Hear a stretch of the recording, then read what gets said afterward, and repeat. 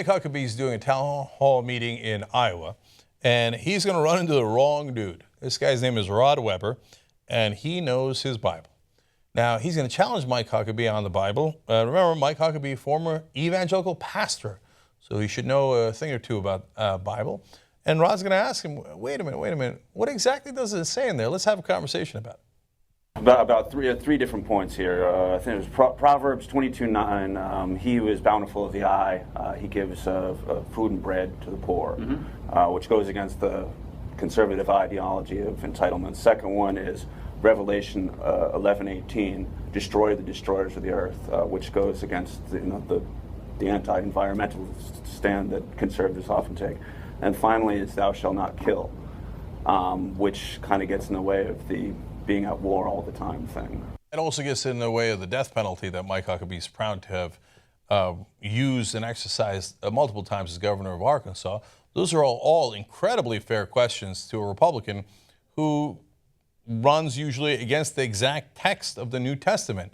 So let's see how Huckabee handles it. The first one had to do with dealing with the poor. We absolutely have a responsibility for the poor. But it is the responsibility of me as an individual believer. It is not something I pawn off on the government. The reason that the government is in the poverty business and the welfare business is because the church got out of the welfare business. It was always the responsibility of people to give a dime out of each dollar they earn to take care of the widows and the poor. Now, not take care of people who wouldn't work, but to take care of people who couldn't work. There's a big difference. I look at that. But why don't you take that as your role in government?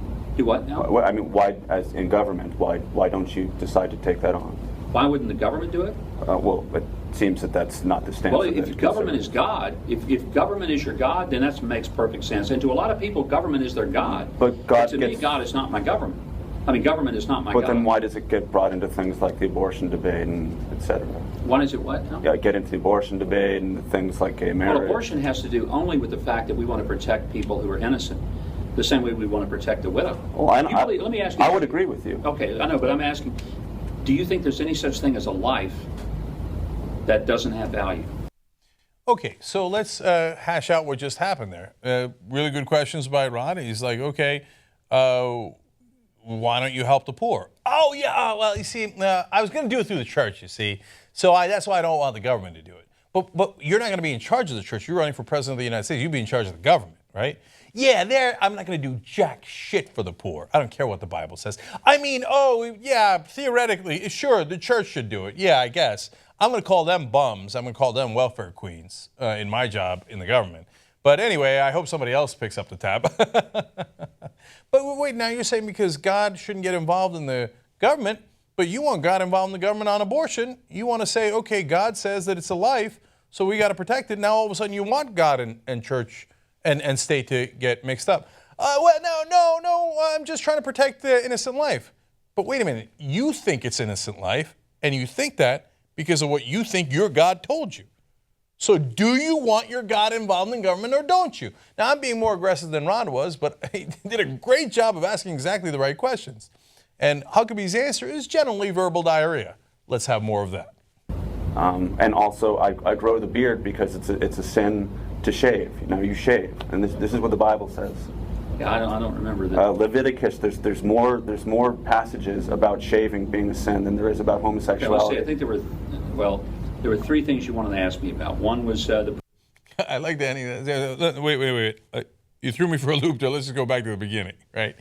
So, isn't that amazing? He says he doesn't know that in the Bible. I know that in the Bible. Yeah, you're not supposed to shave. That's in Leviticus. It's in the same place that says you shall not lie, a man shall not lie with a man. You seem to have honed in on that part, but all of a sudden they ask you about, wait, hey, why'd you shave? I don't know if you know this. I'm trying to save your soul, brother. You're about to go to hell because you shaved. Don't be ridiculous. That's not in there. Yeah, it is. Read it again, Mike. It's in there. And I know your fat ass ate some shrimp. You're also going to hell for that. Abomination. Okay? What? Oh, I was busy reading all the hateful parts. I didn't get to the part about the shrimp and the beard business. Oh, got me there, Rod. Yeah, he did. Isn't it interesting? And if you're a Mike Huckabee supporter, why don't you ask him, hey, why are you only focusing on the hateful parts of the Bible? Why are you not focusing on the other parts? where we help the poor and the needy? Why are you only focusing on the parts where we can select a certain minority to target, but when it comes to the majority, don't get divorced, don't have sex before marriage, don't have a beard, don't have clothing of two different cloths, don't eat shrimp or any shellfish? You never focus on those things, Mike. Why don't you? You claim you don't even know that's in the Bible. Read the Bible if you're going to be a pastor, okay? You don't focus on those things because you're not interested in the Bible.